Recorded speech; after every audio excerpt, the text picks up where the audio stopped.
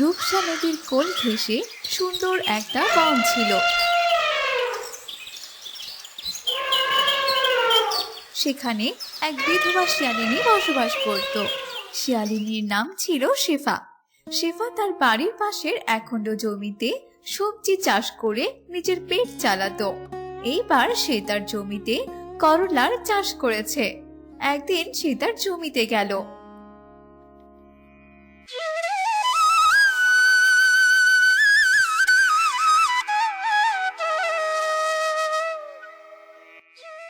আরে আরে বাহ, এইবার তো গাছে বেশ সুন্দর করলা ধরেছে দেখছি। এত ভালো করলার ফলন হয়েছে যে গাছের পাতায় ঠিক মতো দেখা যাচ্ছে না। মনে হচ্ছে আমি এবার অনেক টাকা পাবো এই করলাগুলো বিক্রি করে। যাই হোক, আর বেশি দেরি করা যাবে না। এবার বরং আমি করলাগুলো বিক্রি করতে চলে যাই। যেমন ভাবনা ঠিক তেমনই কাজ। শেফা আর এক মুহূর্ত দেরি না করে গাছ থেকে করলাগুলো তুলে নেয় আর সেগুলো বাজারে বিক্রি করতে নিয়ে যায়। এসো এসো দাদারা দিদিরা, এসো আমার দোকানের সামনে এসো, করলা নিয়ে যাও করলা। আমার গাছের টাটকা টাটকা করলা, 1 কেজি মাত্র 20 টাকা।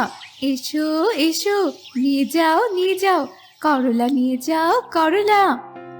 শিয়ালিনীর ডাক শুনে সেখানে বানর চলে আসে আর বলতে থাকে, হ্যাঁ রে শেফা, বলি এত সবজি থাকতে তোকে কিনা বেছে বেছে এই করলাই চাষ করতে হলো। তুই কি জানিস না আমরা জঙ্গলের সবাই মিষ্টি মিষ্টি ফল খেতে কতটা ভালোবাসি? তাহলে তুই এই তেতো করলা কেন চাষ করলি বলতো? বানর ভাইয়া, সব সময় কি মিষ্টি ফল খেলে চলে নাকি বলো তো? মাঝে মাঝে করলাও খেতে হয়, কারণ করলা স্বাস্থ্যের জন্য অনেক গুরুত্বপূর্ণ ভূমিকা রাখে। নাও না করলা, আমার কাছে তাজা তাজা করলা, নিয়ে যাও নিয়ে যাও। তোর করলা তুই বরং খা, আমি তো বাঘ মামার দোকান থেকে মিষ্টি ফল নিয়েই খাবো বাবা। আমার এসব তেতো খাবার একদম সহ্য হয় না। এসব কথা বলে বানর সেখান থেকে চলে যায়। এইভাবে বেশ কিছুক্ষণ কেটে যায়। কেউই আর শেফা শিয়ালিনীর দোকান থেকে করলা কিনে নেয় না। এইসব কি হচ্ছে? সেই কখন থেকে করলা নিয়ে আমি এখানেই বসে আছি, অথচ কেউই আমার থেকে করলা কিনছে না। এবার তবে আমি কি করব? এতগুলো করলা কি তবে সব নষ্ট হয়ে যাবে? শেফা যখন এসব কথা বলছিল ঠিক তখনই সেখানে এক বৃদ্ধা শিয়ালিনী চলে আসে আর শেফাকে বলতে থাকে, বলছি কি মা, তুই আমাকে 1 কেজি করলা দিতে পারবি রে? আসলে আমার নাতিটা খুব অসুস্থ।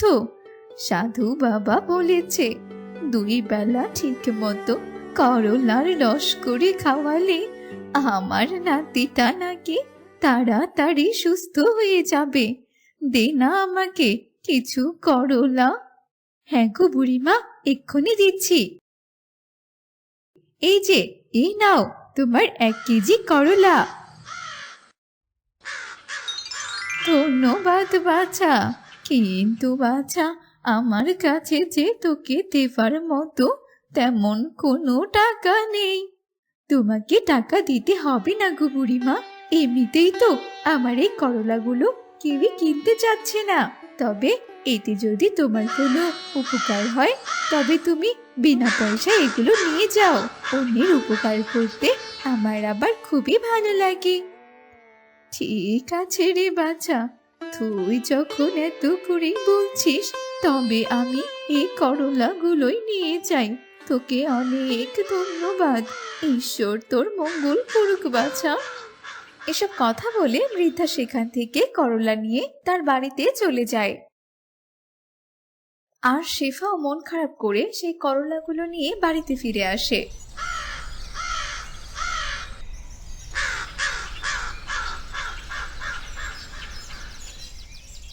এবার আমার এত ভালো ফলন হলো, অথচ ভালো দামে বিক্রি করা তো দূরের কথা, আমার থেকে করলা কেউ কিনলই না। সে যাই হোক, কি আর করার, সবই হচ্ছে আমার পোড়া কপাল। শিফা এইসব কথা বলতে আকাশ কালো মেঘে ছেয়ে যায় আর বৃষ্টি পড়তে শুরু করে। সারা রাত মুষলধারে বৃষ্টি হয়।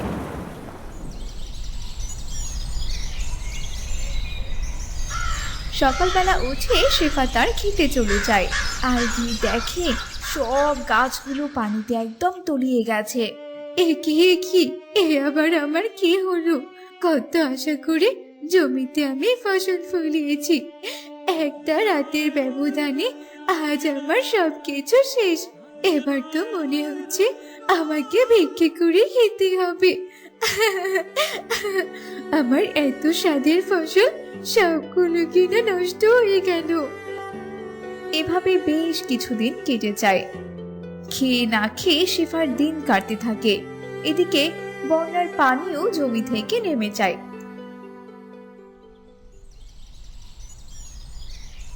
একদিন শেফা বনে ঘুরে ঘুরে সবার কাছে খাবার চাইতে লাগলো।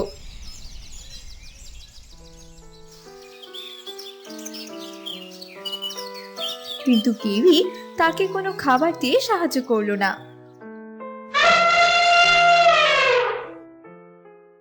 তখনই তার দেখা হলো সেই বৃদ্ধার সাথে। আর বৃদ্ধা তাকে দেখে চিনতে পেরে বলতে লাগলো, কি রে মা, তোর খুব ক্ষুধা লেগেছে বুঝি? এই নে বাছা, এই আপেলগুলো খেয়ে নে। কিন্তু বাছা, তোর আবার এ কি অবস্থা হলো বলতো? বুড়িমা, আমার যে সব ফসল বন্যার পানিতে ডুবে গেছে, তাই ফসলগুলো আমি উদ্ধার করতে পারিনি। আর জানো তো, বাজারে বিক্রিও করতে পারিনি। তাই তো টাকার অভাবে না খেয়ে খেয়ে পথে পথে আমাকে এইভাবেই ঘুরতে হচ্ছে। আমার কপালটাই খারাপ। হয়েছে, আর চিন্তা করতে হবে না বাছা। এই নে আঙুরের বীজ। এগুলো কোনো সাধারণ আঙুর নয়।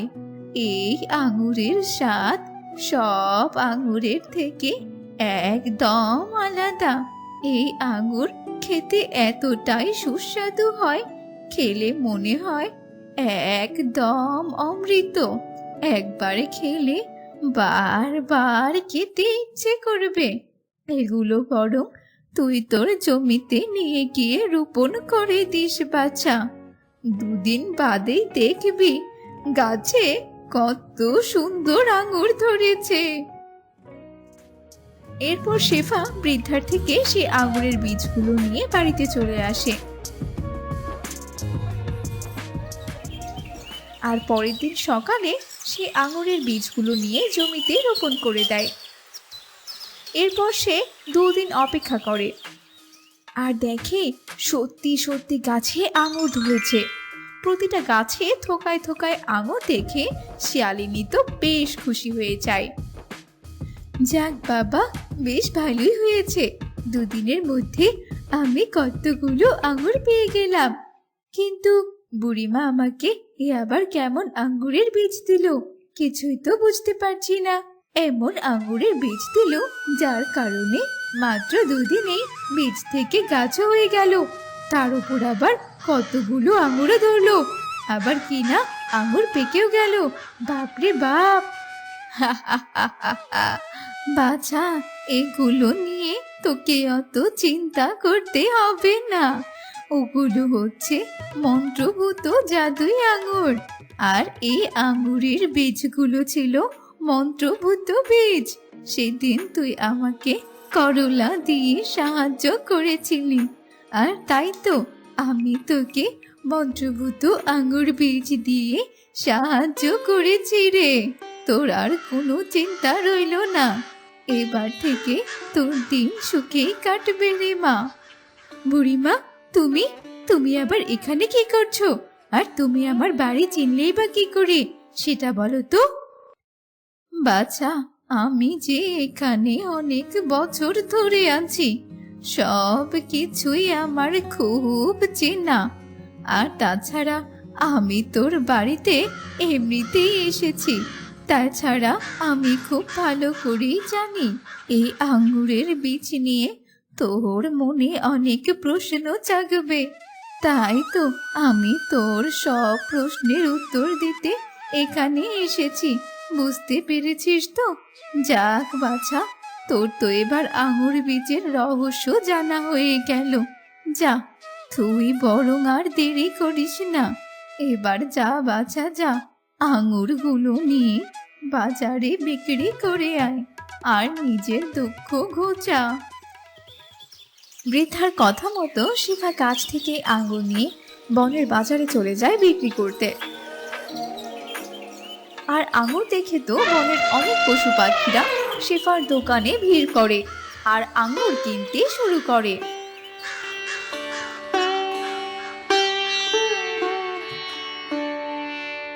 আরে বাহ শেফা, এই আঙুরগুলো খেতে তো খুবই সুস্বাদু। এমন আঙুর আমি এর আগে কোনোদিনও খাইনি রে। আঙুরগুলোর স্বাদ একদমই অমৃতের মতো রে। তুমি সত্যি বলছো বুঝি? হ্যাঁ রে শেফা, আমি একদম সত্যি বলছি। এরকম সুস্বাদু আঙুর আমি এর আগে কখনোই খাইনি। শেফা দিদি, ও শেফা দিদি, বলছি আমাকেও কিছু আঙুর দাও না, আমি একটু খেয়ে দেখি। জানো তো আমি কদিন পর ডিম দেব। এখন থেকে ভালো ভালো ফল খেলে আমার ডিম থেকে সুন্দর সুন্দর ছানা বের হবে। বুঝতে পেরেছো তো? হ্যাঁ হ্যাঁ হাসি, আমি সবটা বুঝতে পেরেছি। এই নাও হাসি, তোমার আঙ্গুর নাও। আর তুমিও আঙ্গুর খেয়ে খুশি থাকো। বুঝতে পেরেছো তো? আর তোমার ছানা হলে আমার আঙ্গুর বাগানে নিয়ে এসো, আমি তোমার ছানাদের দেখবো। এভাবে আঙ্গুর বিক্রি করে শেফা অনেক টাকা উপার্জন করে আর সুখে শান্তিতেই নিজের দিন কাটাতে শুরু করে।